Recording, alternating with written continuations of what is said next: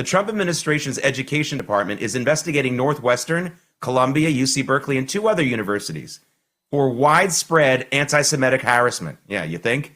Just after the October 7th Hamas attacks on Israeli civilians, students at several universities set up encampments with vicious anti-Israel messages that included anti-Semitic imagery. Some of the protests were dismantled by the police, some weren't. Now, Title VI of the Civil Rights Act gives universities the right to disband such anti-Semitic protests, but almost none did. Now, they could face fines for their inaction. This is on top of President Trump's executive order calling for the rescinding of visas for students who protest in favor of terrorist groups like Hamas, and then he can deport them.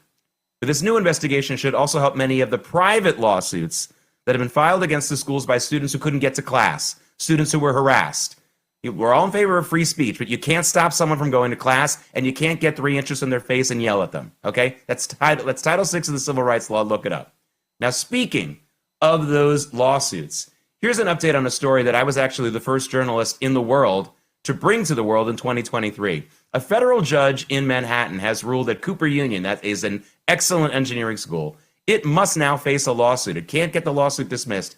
This lawsuit claims that it did nothing to help Jewish students who locked themselves in a library for protection from anti-Israel protesters.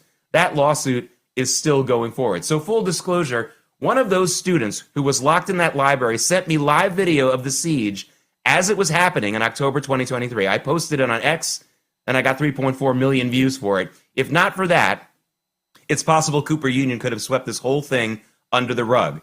And what I found out later in investigations is that the Jewish students at Cooper Union knew that this protest was happening. They knew it was going to be dangerous. And the day before, the president of Cooper Union promised the Jewish students that if they stayed in the library, there wouldn't be any harassment.